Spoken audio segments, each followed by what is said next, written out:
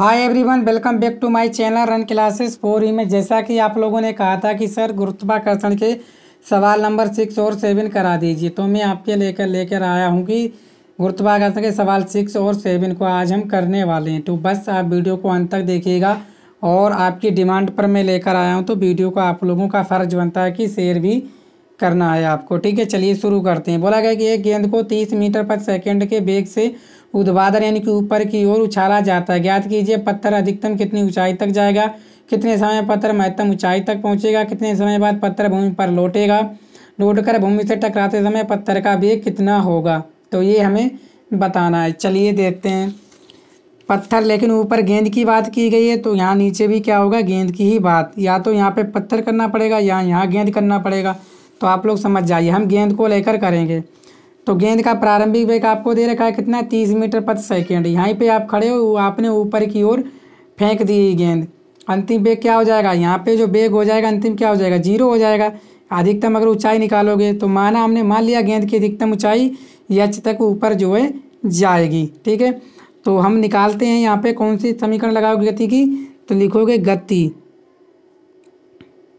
की।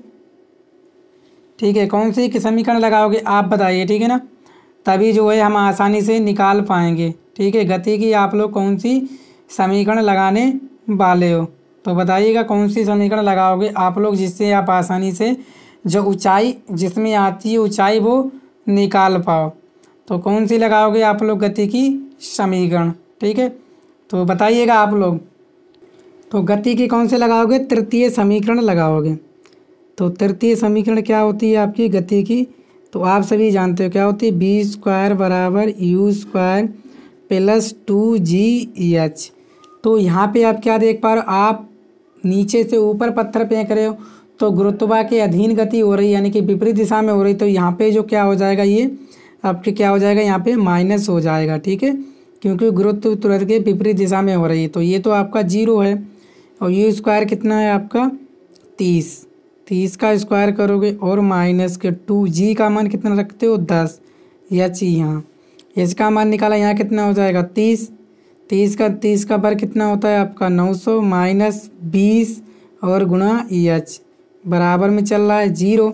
इधर लाओगे तो क्या हो जाएगा, माइनस के 900 बराबर माइनस के 20 और गुणा h। ठीक है, तो h बराबर कितना हो जाएगा, यहाँ से हो जाएगा माइनस के 900 और बटे माइनस के 20। तो 1 0 से 1 0, 1 0 से 1 0, 2 दूनी 2 चौक 8, 2 पंजे 10। तो h बराबर कितनी आ जाएगी आपकी 45 मीटर। तो पत्थर अधिकतम कितनी ऊंचाई तक जाएगा आपका, 45 मीटर की ऊंचाई तक जाएगा। लिखोगे अतः, ठीक है, पत्थर मानो या गेंद मानो, पत्थर या गेंद अधिकतम 45 मीटर की ऊंचाई तक जाएगी। आगे दूसरा नंबर सवाल, दूसरा क्या बोला गया, ध्यान से सुनिएगा। कितने समय पत्थर महत्तम ऊंचाई तक पहुंचेगा, कितने समय पत्थर महत्तम ऊंचाई तक पहुंचेगा। तो आपको समय निकालना है। तो क्या कर लोगे आप लोग, समय कैसे निकालोगे। ठीक है, तो समय कैसे निकाल लोगे आप बताइए। तो लगा लोगे क्या, गति की प्रथम समीकरण।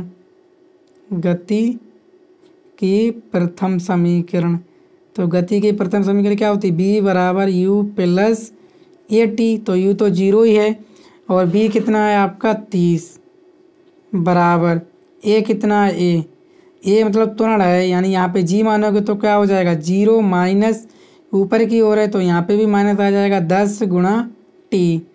तो कितना हो जाएगा आपका, ठीक है ना। तो समय पूछा है, समय के लिए आप प्लस ही लगा लो, कोई दिक्कत थोड़ी ना। तो यहाँ t कितना हो जाएगा, t बराबर हो जाएगा 30/10। तो t बराबर कितना आ गया आपका 3 सेकेंड। कितने समय बाद पत्थर अधिकतम ऊंचाई पर पहुंचेगा, 3 सेकेंड। आगे आपसे क्या बोला गया है कि कितने समय बाद पत्थर भूमि पर लौटेगा, कितने समय बाद पत्थर भूमि पर लौटेगा, कितने समय बाद। तो जब उसे 3 सेकेंड ऊपर जाने में लगा तो नीचे आने में ही उसे कितना लगेगा, यहाँ से यहाँ तक आने में भी कितना लगेगा, 3 सेकंड। तो ये 3 सेकंड जाने में लगा, 3 सेकंड आने में लगा, तो कुल समय कितना लग जाएगा, बराबर जाने में लगा समय प्लस आने में लगा समय के क्या होगा, बराबर होगा नहीं होगा तो क्या हो जाएगा, कुल समय, कुल टी कितना हो जाएगा आपका 3 + 3 बराबर टी बराबर कितना हो जाएगा आपका 6 सेकंड। तो कुल समय तो आपका हो जाएगा 6 सेकंड। ठीक है ना। आगे क्या बोला गया है कि लौटकर भूमि से टकराते समय पत्थर का वेग कितना होगा, यानी कि लौटकर भूमि से टकराते समय पत्थर का वेग कितना होगा, ये हमें निकालना है। अब चलिए निकालते हैं इसे भी। चलिए, लौटकर भूमि से टकराते समय पत्थर या गेंद का वेग गति के प्रथम समीकरण से निकाल लीजिए। क्या होता है, b बराबर होता है u + at या gt, बात एक ही है। ठीक है, gt लिख लीजिए। तो b तो हमें निकालना, u क्या हो जाएगा आपका, मान लीजिए यहाँ से पत्थर गया, यहाँ से नीचे आने में यहाँ तो आपका क्या था, b कितना आ गया था, b आगे, b तो आपको निकालना है यहाँ से, और u यहाँ पे कितना था, u यहाँ पे आएगा पत्थर तो कितना हो जाएगा आपका 0, u कितना हो जाएगा 0, और ये b हमें निकालना है। जब जाने में 3 सेकंड का समय लगा तो आने में भी उसे कितना लगा, 3 सेकंड। तो समय आपका कितना है, ये 3 सेकंड, जैसा कि आपने देखा है। तो u क्या हो जाएगा 0 + g 10, t कितना है आपका 3, तो b बराबर कितना हो जाएगा 10 × 3 = 30 मीटर प्रति सेकंड। तो यही आपका राइट आंसर हो गया। तो चारों के आपको हमने निकाल दिए हैं। ठीक है ना। तो उम्मीद करता हूँ आप लोग समझ पाए होंगे। अब सवाल नंबर हम लोग 7वां करेंगे। इसको नहीं समझ में, जैसे एक बार जाने में 3 सेकंड लगा, अब पूछा है कि महत्तम ऊंचाई तक पहुंच गया, अब उसे आने में कितना, जो भूमि से टकराएगा तो उसका वेग कितना जाएगा होगा, तो समय कितना है 3 सेकंड। तो 3 सेकंड लिख लिया। जी का मान कितना होता है 10, तो 10 यहाँ कितने हो गए 30। तो बी जो है भूमि पर आएगा तो कितने वेग से नीचे आएगा, तो वेग होगा आपका 30 मीटर पर सेकंड। कहाँ पे, नीचे की ओर, ऐसे करके लिख दीजिए, नीचे की ओर। सवाल नंबर हम लोग अब 7वां करने वाले हैं। बोला कि एक पिंड का भार पृथ्वी पर भार 900 न्यूटन है, चंद्रमा पर इसका भार कितना होगा। चंद्रमा पर गुरुत्वीय त्वरण पृथ्वी के गुरुत्वीय त्वरण का 1/6 है। ठीक है, तो यहाँ पे बता दिया चंद्रमा का गुरुत्वीय त्वरण पृथ्वी के गुरुत्वीय त्वरण का कितना है, 1/6 है। तो चंद्रमा पर भार जो होता है पृथ्वी का कितना होता है, 1/6 होता है। चूँकि हम जानते हैं कि चंद्रमा पर भार पृथ्वी के भार का 1/6 होता है। ठीक है, तो चंद्रमा पर दे रखा है, कितना दे रखा है आपको, पृथ्वी पर चंद्रमा पर भार पृथ्वी के भार का क्या होता है 900 न्यूटन होता है। 900 न्यूटन। चंद्रमा पर भार कितना होगा, चंद्रमा पर भार पृथ्वी के भार का कितना होता है 1/6 है। पृथ्वी पर कितना दे रखा है 900, तो निकाल लीजिए क्या हो जाएगा 900 और 1/6 काटोगे, 6 एकम 6, 3 बचे 6 पंजे 30 बराबर आ गया कितना 150 न्यूटन।